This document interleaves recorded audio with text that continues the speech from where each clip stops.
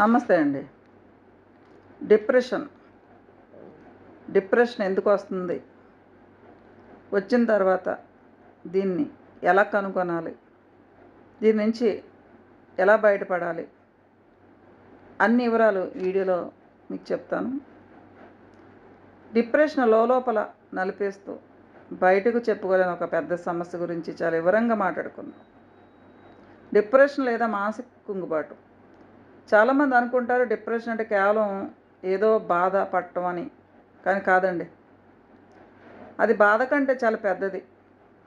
మనకి నచ్చిన పనిని కూడా చేయలేకపోవటం, ఎప్పుడూ ఒక రకమైన శూన్యత ఆవరించటం, భవిష్యత్తు మీద ఆశ కోల్పోవటం, ఇవన్నీ డిప్రెషన్ లక్షణాలు. ఈరోజు వీడియోలో మనం ఎలాంటి మెడిసిన్స్ లేకుండా మన దైనందిన జీవితంలో చేసుకున్న చిన్న చిన్న మార్పులతో ఆలోచన విధానాన్ని మార్చుకోవడం ద్వారా డిప్రెషన్ నుండి స్వాస్థంగా ఎలా బయటపడవచ్చో 8 ముఖ్యమైన సూత్రాల ద్వారా చాలా వివరంగా తెలుసుకుందాం. ఈ వీడియో కొంచెం నిడివి ఎక్కువ ఉన్నా మీ జీవితాన్ని లేదా మీ తెలిసిన వారి జీవితాన్ని మార్చడానికి ఇది ఎంతగానో ఉపయోగపడుతుంది. డౌటే అవసరం లేదండి. కాబట్టి ఎక్కడ స్కిప్ చేయకుండా ప్రశాంతంగా వీడియో చివరి వరకు చూడండి. అసలు డిప్రెషన్ అంటే ఏంటి? ఎందుకు వస్తుంది? అసలు ఈ సమస్య ఎందుకు వస్తుందో ఈ కొన్ని నిమిషాల్లో మాట్లాడుకుందాం. ఎందుకంటే శత్రువు ఎవరో తెలిస్తేనే కదా మనం యుద్ధం చేయగలం. మొదటిది కెమికల్ ఇన్బ్యాలెన్స్. మన మెదడులో సెరోటోనిన్, డోపమైన్ అనే కొన్ని రసాయనాలు ఉంటాయి. ఇవి మనల్ని సంతోషంగా ఉంచుతాయి. వీటి ఉత్పత్తి తగ్గినప్పుడు కూడా డిప్రెషన్ వస్తుంది. రెండవది జీవితంలో అనుకోకుండా జరిగే సంఘటనలు. వ్యాపారంలో నష్టం రావటం, ఉద్యోగం పోవటం, నమ్మిన వాళ్ళు దూరం కావటం, అనారోగ్య సమస్యలు, ఆర్థిక సమస్యలు, కావలసిన వారు దూరంగా వెళ్ళిపోయటం, లేకపోతే చనిపోవటం, ఏదైనా సరే అవి ఉండొచ్చు. మూడవది మితిమీరిన ఆలోచనలు, ఓవర్ థింకింగ్. గతంలో జరిగిన తప్పులను తలుచుకుని ఎప్పుడు బాధపడటం, లేదా భవిష్యత్తుకు గురించి అనవసరంగా భయపడటం. డిప్రెషన్ రావటం మీ తప్పో మీ బలహీనతో కాదు. అది ఒక జ్వరం లాంటిది. దానికి సరైన చికిత్స, కేరింగ్ ఉంటే తగ్గిపోతుంది. ఇప్పుడు ఆ సూత్రాలు ఏంటో చూద్దాం. మన మెదడును రీప్రోగ్రామింగ్ చేయటం. మొదటి సూత్రం పాజిటివ్ సెల్ఫ్ టాక్. మనతో మనం మాట్లాడుకునే విధానం. డిప్రెషన్లో ఉన్నప్పుడు మన మనసు మనకు ఎప్పుడు ప్రతికూల వార్తలే చెబుతుంది. నువ్వు దేనికి పనికిరావు, నీ జీవితం ఇంతే, ఇక నీకు మంచి రోజులు రావు, లేకపోతే ఇంకెందుకు బతకటం, ఇలాంటి పిచ్చి పిచ్చి ఆలోచనలు మనకి వినిపిస్తూనే ఉంటుంది, అనిపిస్తూనే ఉంటుంది మన మనసుకి. దీన్ని ఎలా అధిగమించాలంటే రోజు ఉదయం లేవగానే మీకు మీరే కొన్ని మంచి మాటలు చెప్పుకోవాలి. దీనినే అఫర్మేషన్ అంటారు. నేను ధైర్యవంతుడిని, ఈ సమస్యలు తాత్కాలికమే, గతాన్ని నేను మార్చలేను కానీ నా వర్తమానాన్ని మార్చుకోగలను, అది నా చేతుల్లో ఉంది అని గట్టిగా అనుకోవాలి. మొదట్లో ఇది నమ్మశక్యంగా అనిపించకపోయినా సరే రోజువారీ ప్రాక్టీస్ వల్ల మెదడు ఆ పాజిటివిటీని నమ్మటం ప్రారంభిస్తుంది.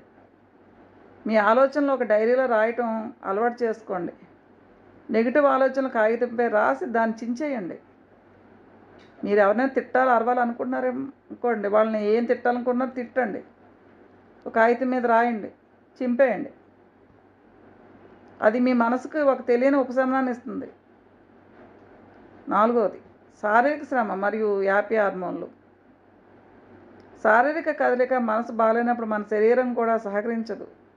ఎప్పుడు మంచం మీద నుంచి లేవకూడదు అనిపిస్తుంది, చీకటి గదిలో ఉండాలనిపిస్తుంది. కానీ మీరు డిప్రెషన్ జయించాలంటే దానికి రివర్స్లో చేయాలి. బలవంతంగా అయినా సరే మంచం మించి దిగి బయటికి వచ్చి కనీసం 20-30 నిమిషాలు నడవండి. కుదిరితే కాస్త వేగంగా నడవండి. యోగా, డ్యాన్సు, వాకింగ్, జిమ్ము, మీకు ఏది వీలైతే అది చెయ్యండి. ఎందుకు చెయ్యాలంటే మన శారీరకంగా శ్రమించినప్పుడు మెదడులో ఎండార్ఫిన్లు, డోపమైన్ అనే హార్మోన్లు రిలీజ్ అవుతాయి. వీటిని సైన్స్ భాషలో న్యాచురలీ యాంటీ డిప్రెసెంట్స్ అంటారు. అంటే ఇవి టాబ్లెట్స్ లాగే పనిచేసి మీ మూడ్ని మార్చేస్తాయి. చెమట పట్టేలాగా వ్యాయామం చేయటం వల్ల శరీరంలో నెగిటివ్ ఎనర్జీ అంతా బయటకు పోతుంది. 5వ సూత్రం, ప్రకృతిలో సమయం గడపటం. 4 గోడల మధ్య కాంక్రీట్ జంగుల్లో మొదలైన మొబైల్ స్క్రీన్ల ముందు ఉండిపోవటం వల్లే సగం మానసిక జబ్బులు వస్తాయి. 4 గోడల మధ్యలో ఉండిపోవటం నిజంగా అడవిలో ఉన్నట్టే లెక్క. మొబైల్ ముందు కూర్చుని ఉండిపోవటం గంటల తరబడి, అది కూడా సగం మానసిక జబ్బులు వస్తూ ఉంటాయి. రోజు కనీసం అరగంట ప్రకృతిలో గడపండి. ఉదయం వచ్చే లేత ఎండలో కూర్చోండి. 7 గంటల 8 గంటల మధ్యలో వచ్చే ఎండలో విటమిన్ డి ఉంటుంది. సూర్యరశ్మి ద్వారా లభించే విటమిన్ డి లోపం వల్ల డిప్రెషన్ వస్తుంది. లోపం వల్ల సైంటిఫిక్ రీసెర్చ్లో తెలిసింది. సరైన ఎండలో లేకపోతే విటమిన్ డి ఉండదు, దానివల్ల మనకి డిప్రెషన్ కూడా వస్తుందని చెప్పి సైంటిఫిక్ రీసెర్చ్లో తేలింది. పార్కుకి వెళ్ళండి, పచ్చడి చెట్లను చూడండి, కాళ్ళకి చెప్పులు లేకుండా పచ్చడి గడ్డి మీద నడవండి. వీలైతే మీ ఇంట్లోనే కొన్ని చిన్న చిన్న మొక్కలను పెంచండి. వాటికి నీళ్లు పోయటం, అవి ఎదగటం చూడటం మన మనసుకు ఒక అద్భుతమైన థెరపీలా పనిచేస్తుంది. ప్రకృతికి మనసులో గాయాలను మాన్పే అద్భుతమైన శక్తి ఉంది. 6వ సూత్రం, మనం తినే ఆహారం గురించి మాట్లాడుతున్నాం. నువ్వు ఏం తింటావో నీ ఆలోచన అలాగే ఉంటాయి అంటారు పెద్దలు. ఆధునిక సైన్స్ ఏం చెప్తుందంటే మన పొట్ట లేదా జీర్ణావస్థ సెకండ్ బ్రెయిన్, రెండవ మెదడు అంటారు. మన శరీరంలో ఉత్పత్తి అయ్యే సంతోష హార్మోన్లు 90% మన పేగుల్లో తయారవుతుంది హార్మోన్స్. కాబట్టి మీరు జంక్ ఫుడ్స్, ఎక్కువ ఆయిల్ ఉన్న వస్తువులను, ప్యాక్ చేసిన ఫుడ్స్, కూల్ డ్రింక్స్ ఎక్కువగా తీసుకుంటే అది జీర్ణ వ్యవస్థను విచ్ఛిన్నం చేసి చిన్నాభిన్నం చేసి పాడు చేస్తుంది. నేరుగా మెదడుపై ప్రభావం చూపిస్తుంది. డిప్రెషన్లో ఉన్నప్పుడు తాజా పండ్లు, ఆకుకూరలు, డ్రై ఫ్రూట్స్, బాదం, వాల్నట్స్ మరియు మొలకెత్తిన గింజలు తీసుకోండి. అలాగే శరీరానికి సరిపడే నీళ్లు తాగాలి. డీహైడ్రేషన్ వల్ల కూడా తలనొప్పి, నీరసం వచ్చి ఒత్తిడి పెరుగుతుంది. ఆహారంలో ఒమేగా 3 ఫ్యాటీ యాసిడ్స్ ఉండేలా చూసుకుంటే అది మెదడు పనితీరుని మెరుగుపరుస్తుంది. 7వ సూత్రం, ఈ రోజుల్లో యువత, మహిళల్లో డిప్రెషన్కి అతిపెద్ద కారణం సోషల్ మీడియా. ఉదయం లేచింది మొదలు రాత్రి పడుకునే వరకు ఇన్స్టాగ్రామ్ రీల్స్, ఫేస్బుక్, యూట్యూబ్ చూస్తూనే ఉంటారు. సోషల్ మీడియాలో ప్రతి ఒక్కరూ తమ జీవితంలోని బెస్ట్ మూమెంట్స్ని మాత్రమే పెడతారు. వాళ్ళు కొత్తగా కొన్నట్టు, టూర్కి వెళ్ళినట్టు, నవ్వుతున్న ఫోటోలు పెడతారు. అది చూసి కొంతమంది మనం వాళ్ళ జీవితం ఎంత బాగుంది, నా జీవితం ఇలా ఎందుకు తగలడింది అని మనల్ని మనం తక్కువ చేసుకుని బాధపడతాం, మొదలు పెడతాం. దీనినే కంపారిజన్ ట్రాప్ అంటారు. కాబట్టి మీకు మనసు బాగాలేనప్పుడు కనీసం ఒక వారం రోజుల పాటు సోషల్ మీడియాకి బ్రేక్ ఇవ్వండి. దీనినే డిజిటల్ డిటాక్స్ అంటారు. ఫోను పక్కన పెట్టి నిజ జీవితంలో మనుషులతో మాట్లాడటం అలవాటు చేసుకోండి. మనుషులంటే ఎవరు పడితే వాళ్ళకి కాదండి, మిమ్మల్ని అర్థం చేసుకుని మీతో మంచిగా ఉండి వారితో మాట షేర్ చేసుకొని ప్రతి ఒక్కరు షేర్ చేసుకుంటే మిమ్మల్ని 10 మందిలో అల్లరి చేసి ఇండైరెక్ట్గా రోడ్డు మీద పడేస్తారు. కాబట్టి ఎవరు పడితే వాళ్ళకి మీ బాధను షేర్ చేసుకోకండి. 8వ సూత్రం, ఒంటరిగా ఉండిపోవటం, ఒంటరితనం అనేది డిప్రెషన్కి ఇంధనం లాంటిది. అది మిమ్మల్ని ఇంకా లోతులో ఆగేస్తుంది. మీకు ఎంత ఇష్టం లేకపోయినా సరే మీ కుటుంబ సభ్యుల మధ్య కూర్చోండి. మీ పిల్లలతో, మీ జీవిత భాగస్వామితో సమయం గడపండి. మీ చిన్ననాటి స్నేహితులు ఫోన్ చేసి పాత జ్ఞాపకాలను గుర్తు చేసుకోండి. నవ్వటం అనేది ఒక పెద్ద మెడిసిన్. నలుగురితో కలిసి ఉన్నప్పుడు మనసు తేలికవుతుంది. ఒకవేళ మీ బాధను ఎవరికి చెప్పుకోలేకపోతే కనీసం మీ చుట్టుపక్కల ఉండే పెంపుడు జంతువులతో, కుక్కలు, పిల్లులు, పక్షులతో సమయం గడపండి. అవి చూపే నిస్వార్థమైన ప్రేమ మీ మనసులో ఒత్తిడిని పూర్తిగా కరిగించేస్తుంది. 9వది, మరియు మనం ఏ పని చేయాలన్నా కొండంత కష్టంగా అనిపిస్తుంది. స్నానం చేయటం, ఇల్లు సర్దటం కూడా ఒక పెద్ద భారంగా తోసేస్తుంది. అలాంటప్పుడు రోజంతా ఏం చెయ్యాలో అది పెద్ద పెద్ద ప్లాన్స్ వేసుకోకండి. కేవలం ఒక గంటలో నేను ఏం చెయ్యాలి అనే చిన్న లక్ష్యంతో పెట్టుకోండి. ఉదాహరణకి నేను ఇప్పుడే లేచి నా బెడ్ సర్దుకుంటాను అంతే. ఆ చిన్న పని పూర్తిగా మీ బ్రెయిన్కి ఒక చిన్న సాటిస్ఫాక్షన్ వస్తుంది. ఆ తర్వాత కాసేపు స్నానం చేసి వస్తాను. ఇలా చిన్న చిన్న పనులకు విభజించుకోండి. ఒకేసారి పెద్ద బాధ్యతలు ఎత్తున వేసుకోకండి. నో అనటం నేర్చుకోండి. మీకు చేతకాని మీ మనసుకు నచ్చని పనులు స్పష్టంగా నో చెప్పటం వల్ల చాలా వరకు మానసిక ప్రశాంతత దక్కుతుంది. 10వ సూత్రం, వైద్య సహాయం మటుకు తప్పనిసరిగా ఉండాలి. ఈ హాస్పిటల్కి వెళ్ళి చూపించుకోవటం పిచ్చి అంటారా మెంటల్ అంటారని కాకుండా సైకియాట్రిస్ట్ని కలిస్తే మీకు డిప్రెషన్ తీరా స్థాయిలో ఉంటే దాన్ని మెడిసిన్తో దాన్ని క్యూర్ చేసేది కూడా డాక్టర్సే కాబట్టి డాక్టర్స్ని కూడా సంప్రదించండి. అసలు మనకి ఈ డిప్రెషను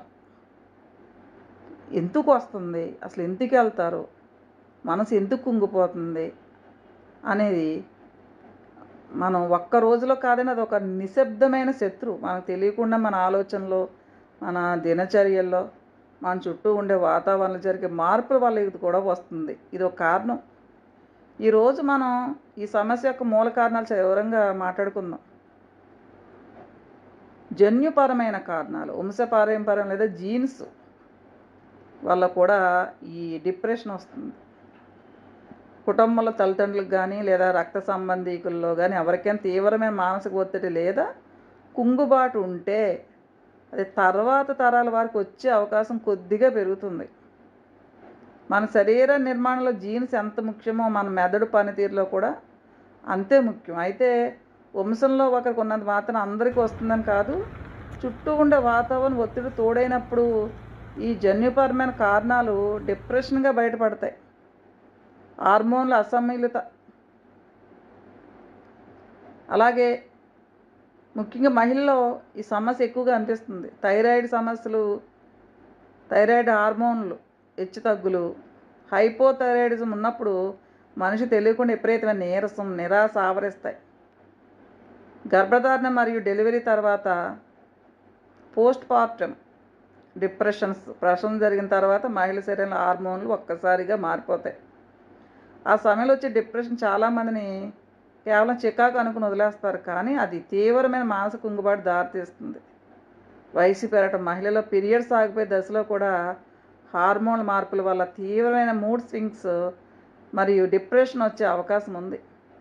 గతంలో జరిగిన చేదు జ్ఞాపకాలు, గతం నీడలు, బాల్యంలో జరిగిన కొన్ని చేదు సంఘటనలు, తల్లిదండ్రుల మధ్య గొడవలు, కొట్టుకోవటం, తన్నుకోవటం, అరుచుకోవటం, చిన్నప్పుడు ఎవరైనా ఏదించటం లాంటివి మనిషిని సబ్కాన్షియస్ మైండ్, ఉపచేతన మనస్సులో అలానే ఉండిపోతాయి. పెద్దయ్యాక ఏదైనా చిన్న సమస్య రాగానే చిన్నప్పుడు అనుభవించిన ఆ భయం, ఒంటరితనం మళ్ళీ బయటకు వస్తాయి. గతాన్ని మర్చిపోలేక, వర్తమానంలో జీవించలేక మనసు లోపల ఒక యుద్ధం చేస్తూ ఉంటుంది. దీనివల్ల కూడా మనుషులు డిప్రెషన్ వైపు అడుగులేస్తారు. విపరీతమైన ఒంటరితనం, మనుషులు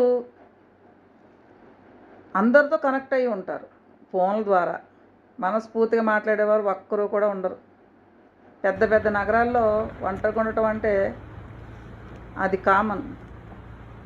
కుటుంబంలో కూడా ఉంటూ ఇంటిలో మనుషులు ఉన్నా సరే ఎవరికి వాళ్ళు ఫోనుల్లో ఫుల్గా బిజీ అయిపోతారు. ఎవరు మనల్ని అర్థం చేసుకోవటం లేదని భావన కలగటం ప్రమాదకరం.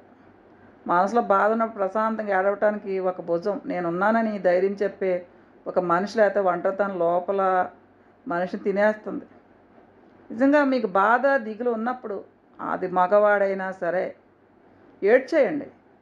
మగవాడు ఏడవకూడదు, ఆడవాళ్ళు నవ్వకూడదని సామెతల నుంచి బయట పెట్టేసి మీకు నిజంగా మనసుకి దిగులు ఒత్తిడి వచ్చినప్పుడు కంటి నిండా మీకు ఎంత బాధ వస్తే అంత మనస్ఫూర్తిగా ఏడ్చేయండి.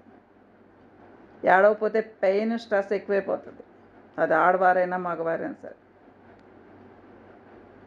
ఒంటరితనం అనేది డిప్రెషన్కి ఒక పెద్ద ఇంధనం, ఆయుధం లాంటిది. ఒంటరితనం అనేది అస్సలు డిప్రెషన్ వారికి ఎట్టి పరిస్థితుల్లో కూడా ఒంటరితనం అనేది ఉండకూడదు. రాత్రులు గంటల తరబడి ఫోన్లు చూడటం వల్ల సెల్యులార్ బ్రెయిన్ ఫేటింగ్ వస్తుంది. ఇది సరిగ్గా నిద్ర లేకపోతే మెదడు తాను రీఛార్జ్ చేసుకోలేదు. అది మరుసటి రోజు చికాకును ఒత్తిడిని పెంచుతుంది. సూర్యరశ్మి తగలపోవడం, ఎప్పుడు ఏసీ రూముల్లో కృత్రిమ వెలుతురులో ఉండటం వల్ల శరీరానికి ఎండ తగలదు. దీనివల్ల ఎటువంటి లోపించి నేరుగా డిప్రెషన్ దారితీస్తుంది. ఎక్కువ చక్కెర, జంక్ ఫుడ్ తినడం వల్ల శరీరం ఇన్ఫ్లమేషన్ మంట పెరిగి అది మానసిక స్థితిని పాడు చేస్తుంది. డిప్రెషన్ అనేది ఒక ఆలోచన కాదు. దాని వెనుక జన్యువులు, హార్మోన్లు, గతం, ఒంటరితనం మరియు మన జీవనశైలి ఇలా ఎన్నో కారణాలు ఉన్నాయి. కాబట్టి కారణం ఏదైనా దీన్ని నయం చేయడం సాధ్యమే. మీ అలవాట్లు మార్చుకోండి, ధైర్యంగా ఉండండి. ఈ వీడియో మీకు నచ్చితే లైక్ చేసి నలుగురికి షేర్ చేయండి. మన ఛానల్ సబ్స్క్రైబ్ చేయటం మర్చిపోకండి. చివరిగా మీకు సమస్యలు, బాధలు వచ్చినప్పుడు, కష్టం వచ్చినప్పుడు మీకు కావలసిన వారు మిమ్మల్ని అర్థం చేసుకుని, మీ మనసుని మిమ్మల్ని అర్థం చేసుకునేవాళ్ళు ఎవరైనా ఒక ఆత్మీయులు మాత్రమే బాధను పంచుకోండి. వింటున్నారు కదా అని ప్రతి ఒక్కరు మీ బాధ పంచుకోవటం వలన అది మిమ్మల్ని చులకన చేసే ఆస్కారాలు ఎక్కువ ఉన్నాయి. కష్టాలు ఉన్నప్పుడు తప్పనిసరిగా భగవంతుని ముందు ఒక చిన్న దీపం పెట్టి భగవంతుని ధ్యానించుకోండి. మీకు ఇష్టమైన దైవంతో. బాధ వచ్చినప్పుడు ప్రతి ఒక్కరితో షేర్ చేసుకుంటే దానివల్ల ఉపయోగం లేకపోగా అల్లరిపాలు అవుతారు. భగవంతుని ముందు మీకు ఎంత కష్టమైనా, నష్టమైనా, బాధ ఉన్న భగవంతుని ముందు మీరు మీ బాధ నిలిపించుకోండి.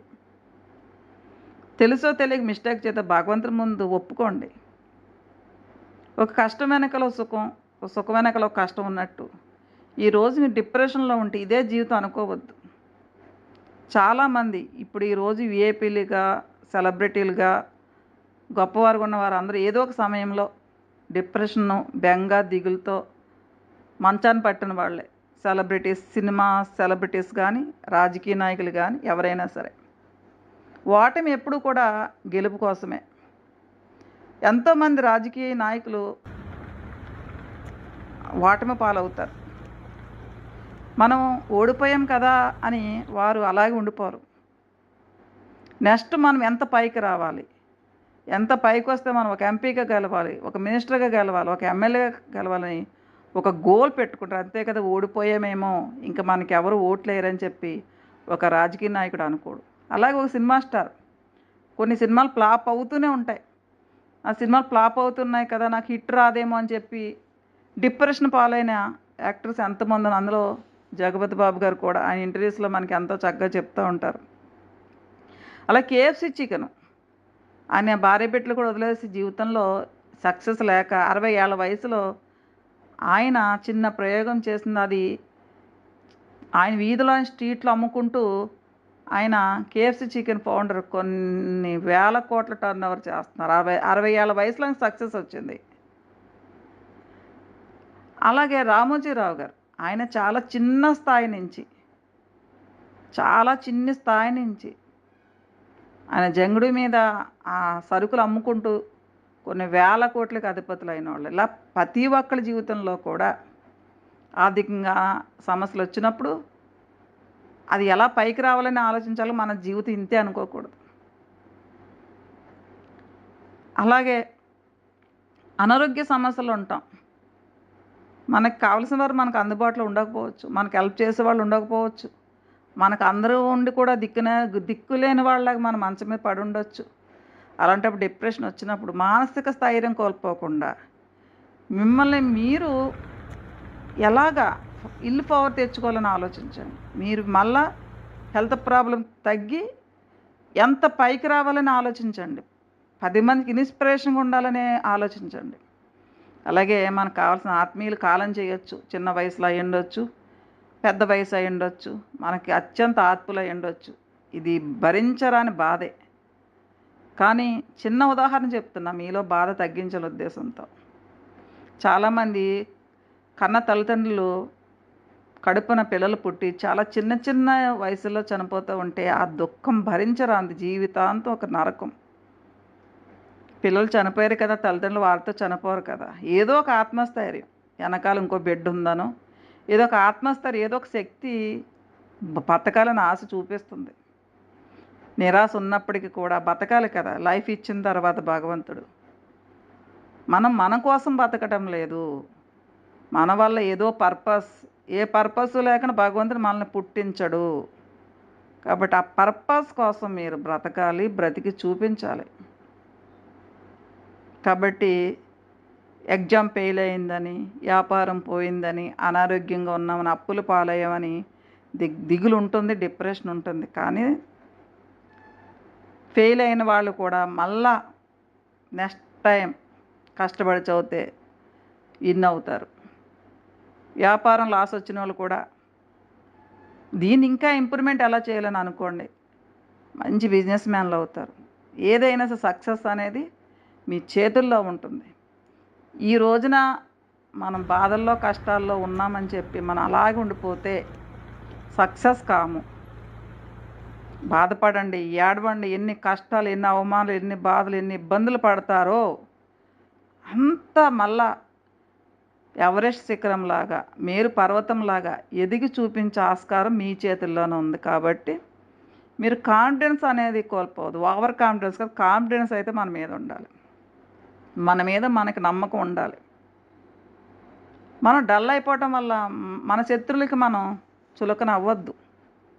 మళ్ళా మనం పూర్తిగా గతంలో మన చేతుల్లో లేని సమస్యలు మన చేయి దాటిపోయిన తర్వాత మనం ఏమీ చేయలేం. ఏది జరిగినా మనం మంచిగా అనుకోవాలి. భగవంతుడు అలా ఎందుకు చేశాడో అని అనుకుని, అది మన మంచి కోసమే అనుకుని, మనం ఫుల్ పికప్తో మనం ఎలా ముందుకు వెళ్ళాలని ఆలోచించాలి. కానీ నా జీవితం ఇలా ఎండ్ అయిపోయింది, నాకు లైఫే లేదనుకోవద్దు. పుట్టిన ప్రతి మనిషి కూడా భగవంతుడు ఏదో పర్పస్తో పుట్టిస్తాడు. కాబట్టి మనకి ఆయుష్ ఉన్నంతకాలం 10 మందితో మంచిగా ఉంటూ మనం లైఫ్ కొనసాగిద్దాం. ఈ వీడియో దయచేసి 10 మందికి షేర్ చేయండి.